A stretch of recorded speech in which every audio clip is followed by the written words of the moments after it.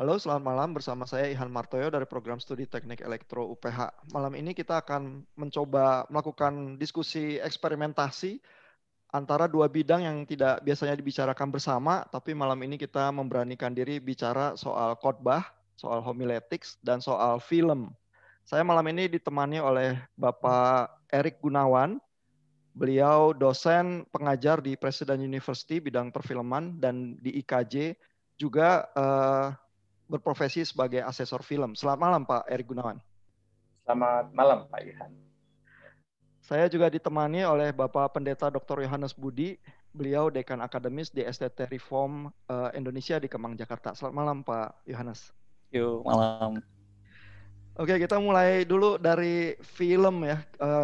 Dari sisi orang perfilman, kalau bikin film yang bagus itu seperti apa ya Pak Erik? Silakan Pak. Bikin film yang bagus ya? Iya. Lumayan panjang. Ya, Yeah. kalau biasanya gini, kalau saya misalnya menempatkan diri sebagai penonton, pasti yang saya cari itu plot ya, story-nya ya. Maka kalau saya ngobrol sama temen gitu kan, filmnya bagus gak gitu? Pasti yang ditanya tuh ceritanya gitu.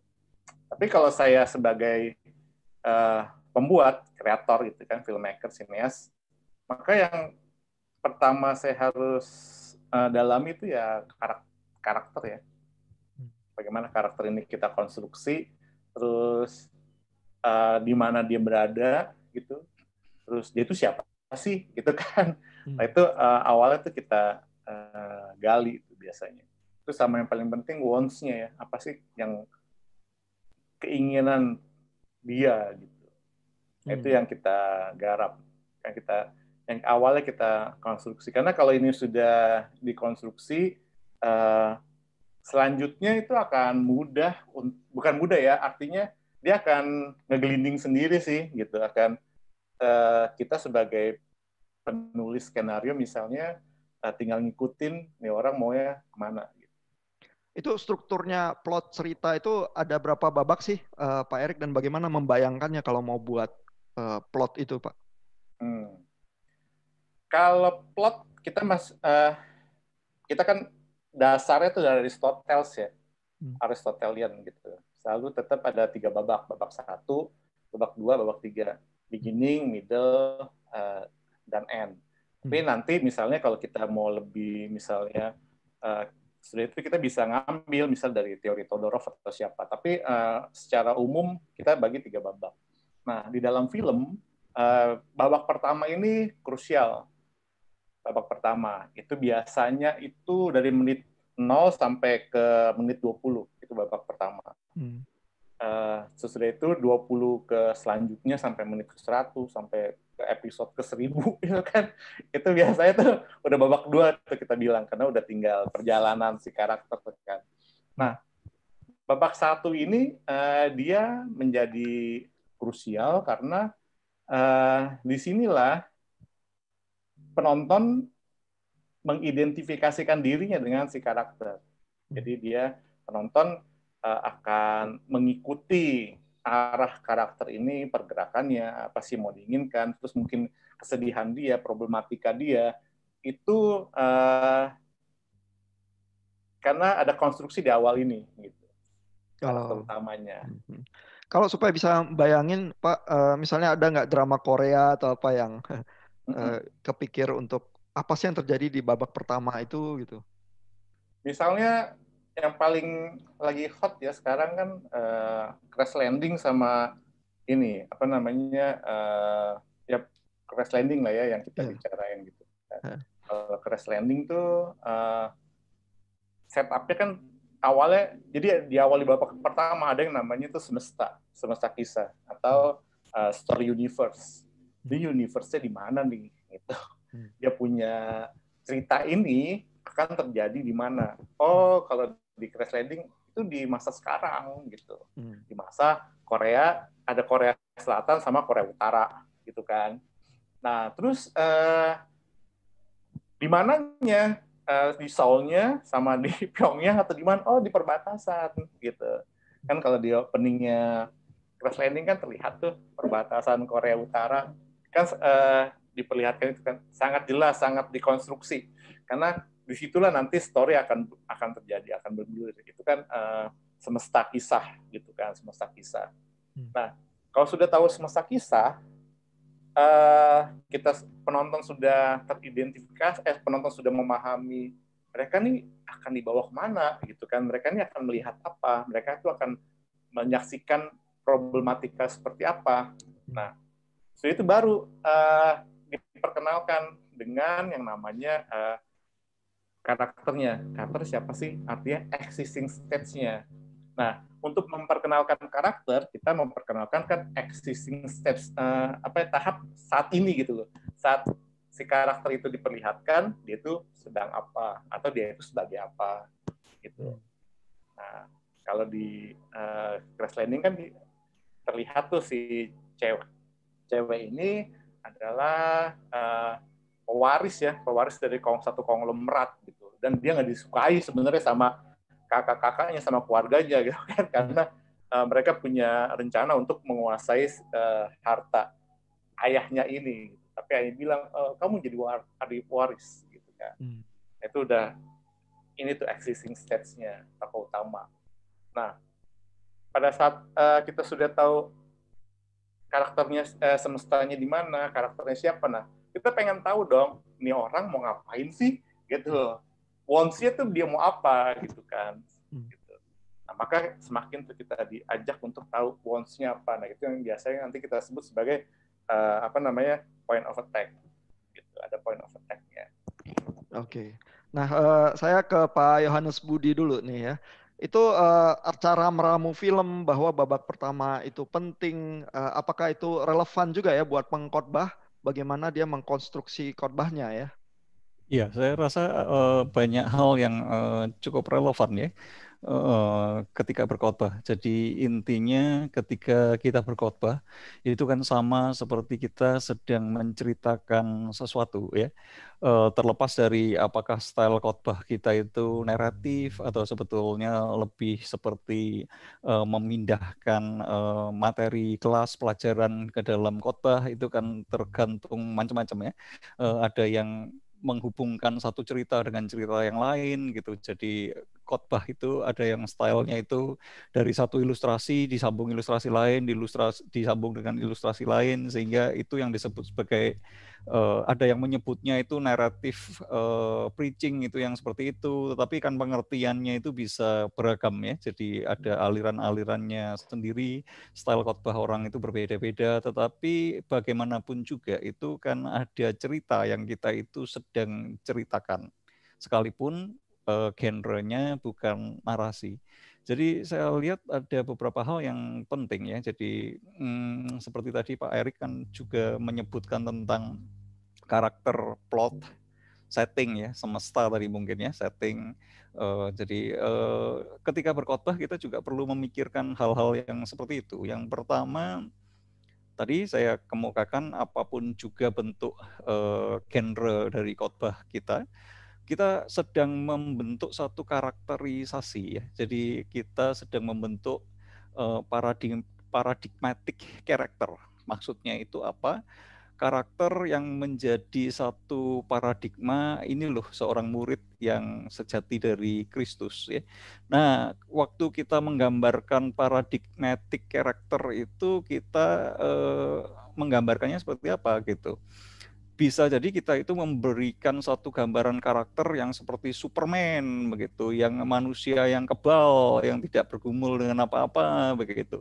Dan semakin jauh ketika kita itu mengkarakterisasikan paradigmatic karakter dengan realita kehidupan jemaat, maka sebagus apapun khotbah itu menjadi satu khotbah yang tidak relevan. Karena itu ketika kita mengkarakterisasi seorang Kristen itu seperti ini, di tengah pergumulannya kita perlu membuat karakter itu dekat dengan audiens kita. Jadi bagaimana mengkarakterisasikannya? Mengkarakterisasikannya yang jelas pertama, kita mesti melihat teks dari kitab suci yang kita baca. Di dalam teks kitab suci yang kita baca itu ada paradigma-paradigma seperti apa yang menjadi satu paradigma yang diajarkan di situ.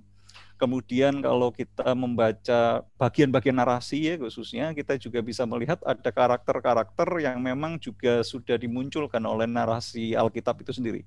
Jadi kita menangkap narasi karakter yang ada di dalam narasi itu dikarakterisasi seperti apa. Biasanya kita bisa lihat itu kan dari bagaimana narator itu mengkarakterisasikan, menceritakan.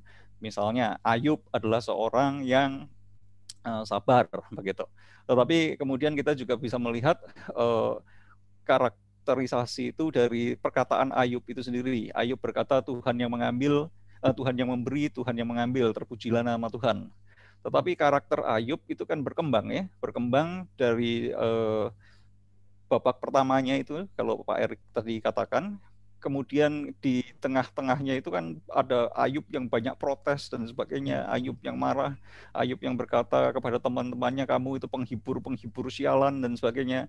Nah, melalui perkataan-perkataan Ayub itu sendiri, melalui tindakan-tindakan Ayub itu sendiri, kita bisa melihat karakter Ayub itu berkembang ya.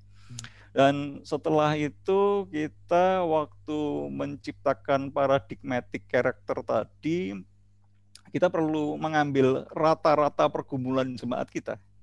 Jadi rata-rata pergumulan jemaat kita, audiens kita, rata-rata orang Kristen itu bergumul seperti apa, dan itu kita hubungkan. Jadi karakter di dalam Alkitab itu kita hubungkan dengan karakter audiens kita, dan dari situ kita bentuk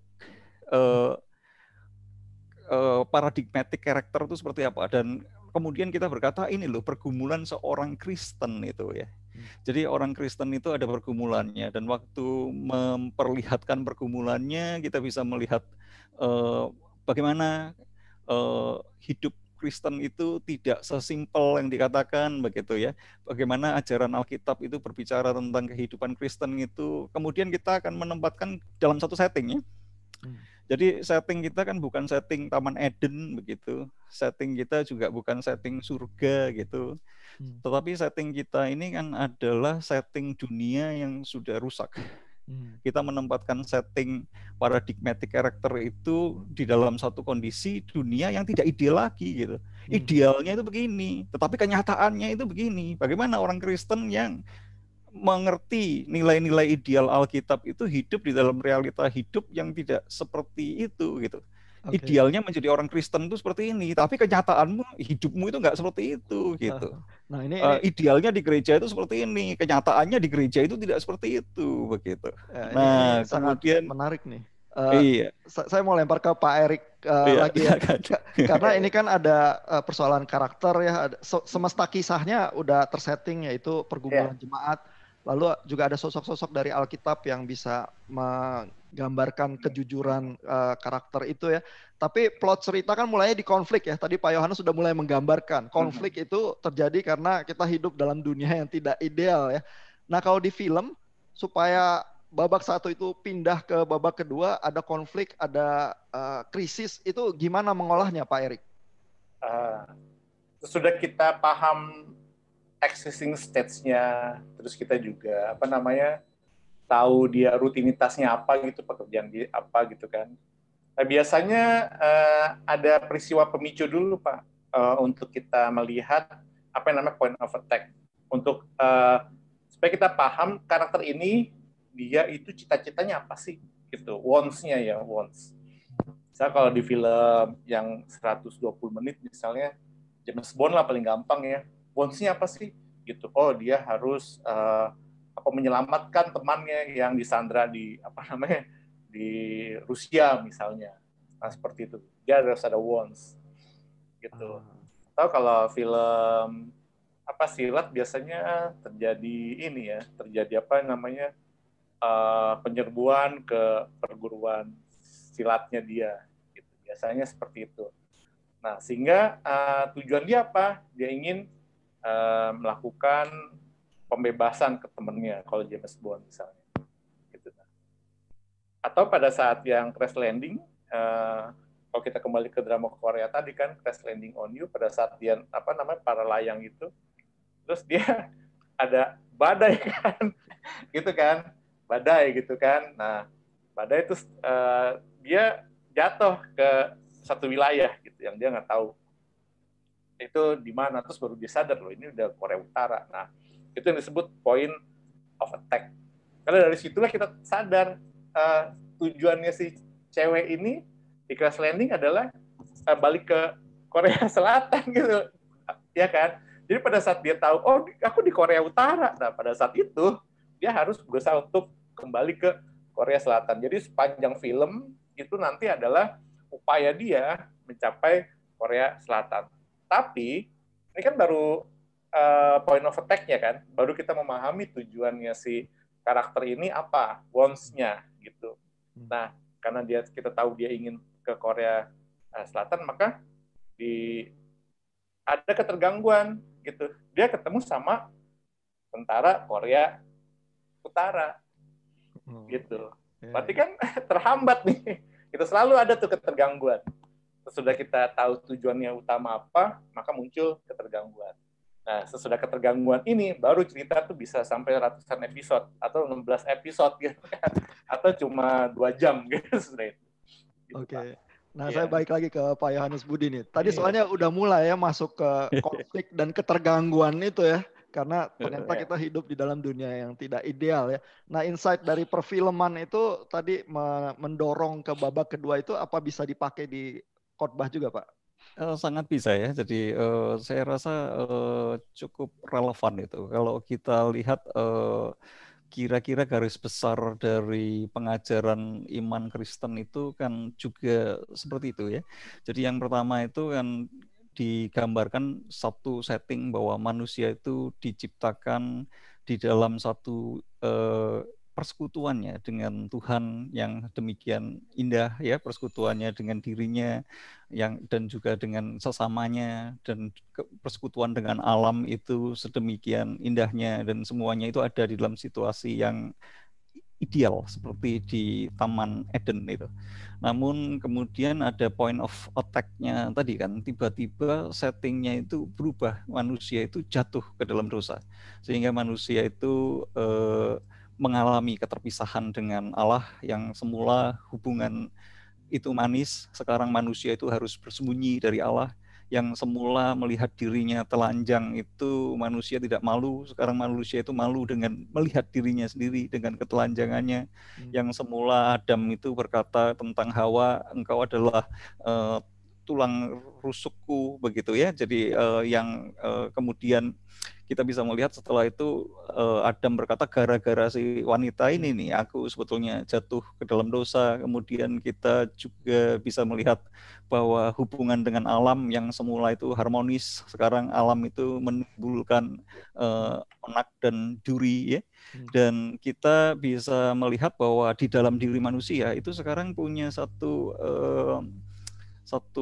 memori untuk kembali ke Taman Eden begitu. Dan kemudian manusia itu memiliki satu agenda untuk kembali ke sana.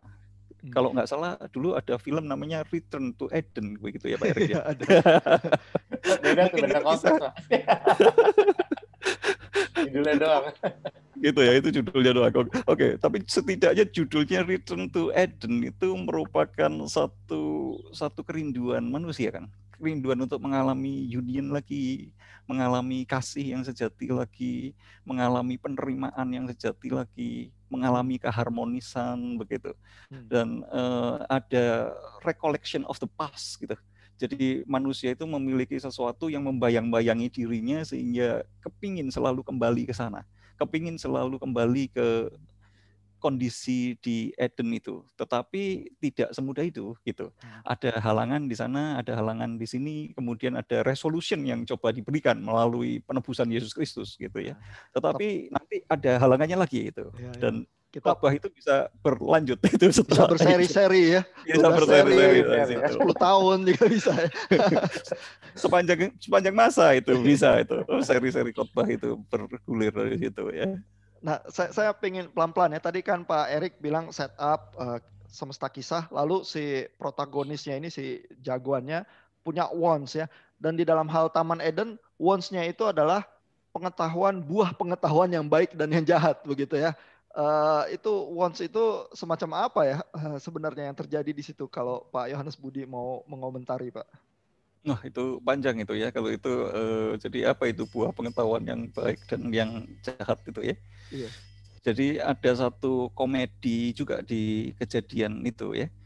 Kalau kita lihat dari sisi komedinya, jadi komedinya itu kan begini, iblis itu berkata kepada manusia bahwa kalau kamu makan buah ini, kamu itu akan tahu yang kamu nggak tahu, gitu. Dan pengetahuan itu sedemikian menggodanya, begitu ya. Dan ketika mereka memakan, ternyata mereka tahu kalau mereka itu telanjang, dan kemudian mereka malu dengan dirinya. Terus katanya iblis, tahu kan kamu itu siapa? Ya, ternyata kamu begini kan, begitu. Jadi ada unsur komedi dan apa itu yang ingin dikemukakan melalui komedi dari kisah itu, gitu ya. Mungkin satu kisah bahwa manusia itu memiliki satu keinginan, dan apa yang ditawarkan di situ kan juga independensi dari Tuhan. Jadi selama ini kamu tahu hanya dari apa yang dikatakan Tuhan, tetapi ketika kamu memakan ini, kamu bisa tahu dari apa yang tidak dikatakan oleh Tuhan. Dan pengetahuan kamu adalah satu pengetahuan yang independen dari Tuhan. Tetapi pengetahuan yang independen dari Tuhan itu justru membuat manusia merasa malu dengan dirinya, malu dengan ketelanjangannya, dan pengetahuan manusia yang independen dari Tuhan itu ya seakan-akan begitu ya, membawa dunia ini bergulir dan berjalan tidak sebagaimana mestinya tadi itu.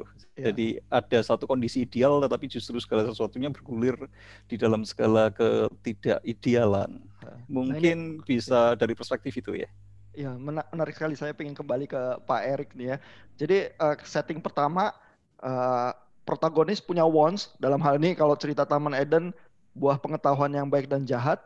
Terus tiba-tiba pas dapat wants-nya itulah dunianya mulai rontok ya, mulai runtuh begitu ya. Apa itu juga yang dilakukan di dunia perfilman? Bagaimana babak 2 sampai bisa bergulir ke babak 3-nya, Pak Erik?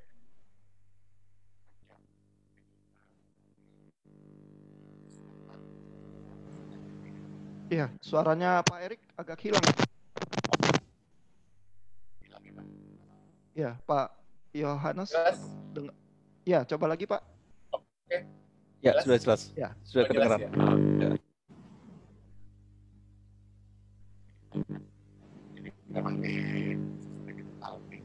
Oh, ini hilang lagi nih kayaknya suaranya. Mungkin ada colokannya atau apa? Kalau begini? Nah, ini oke. Oke ya, berarti saya coba headset.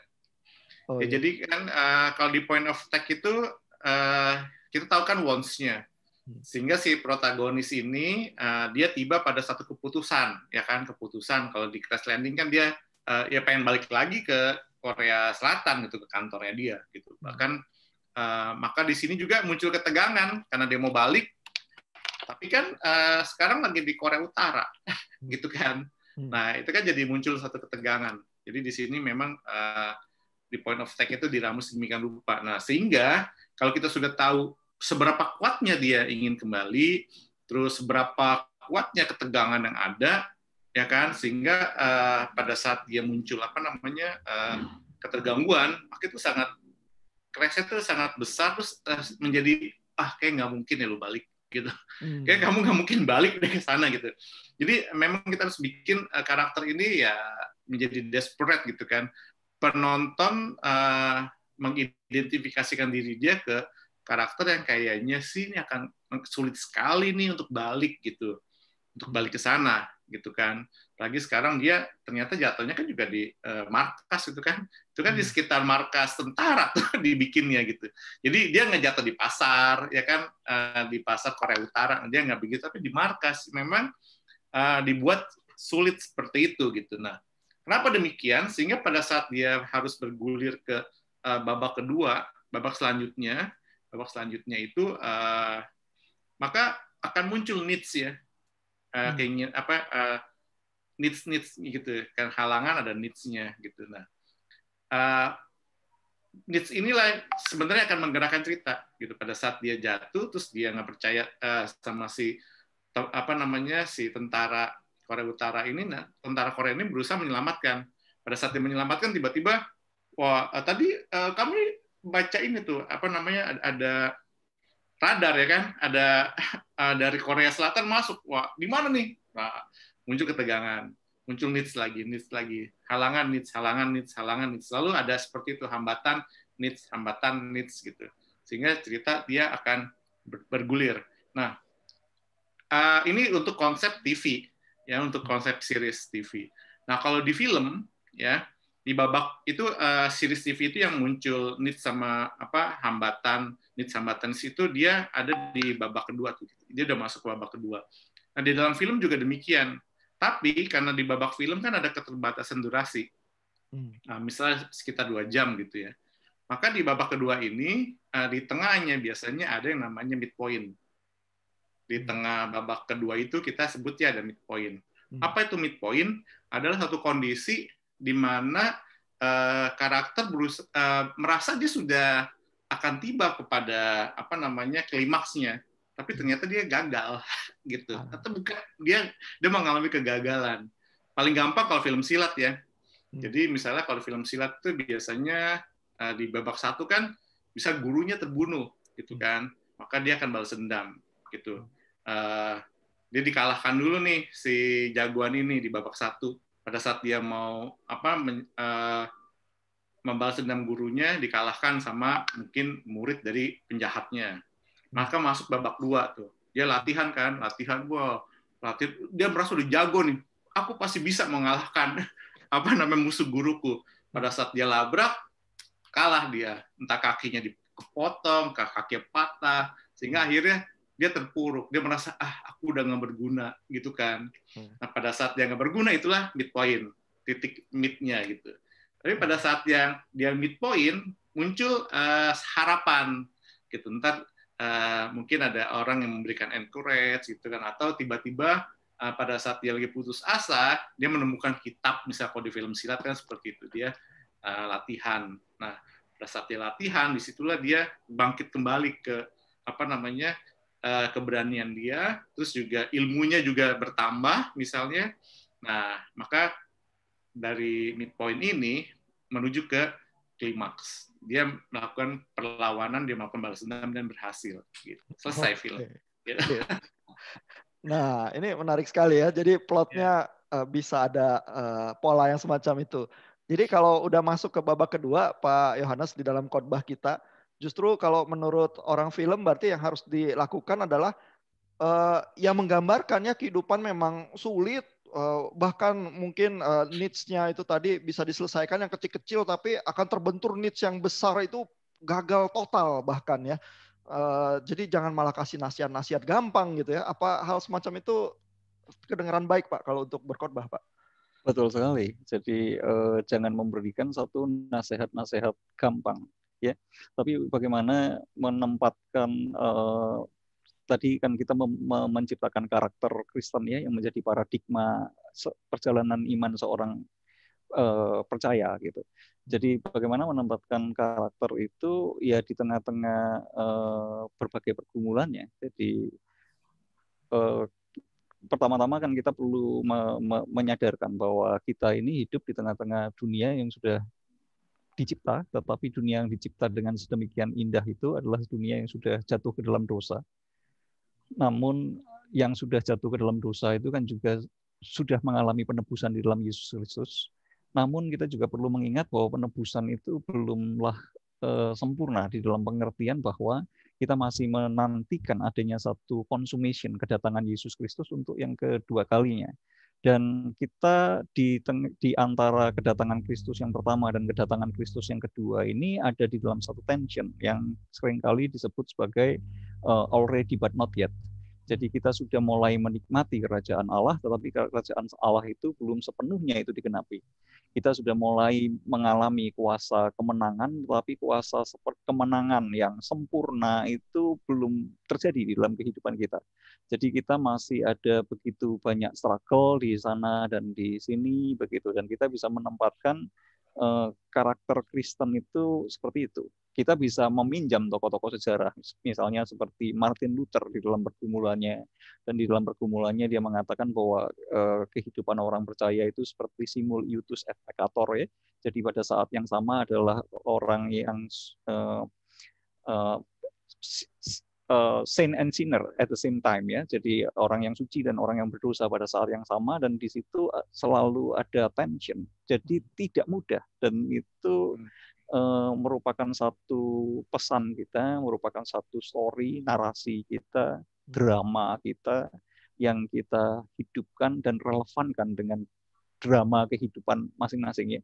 Jadi orang Kristen kan yang datang ke gereja begitu baik-baik saja, begitu pulang ke rumah itu dramanya akan lain lagi begitu. Jadi banyak sekali ya hal-hal yang relevan dari perfilman bisa kita pakai juga untuk homiletics. Tapi kita baru sampai babak kedua, ketiga nih. Kita lanjutkan bagaimana bikin endingnya di klip yang berikutnya ya.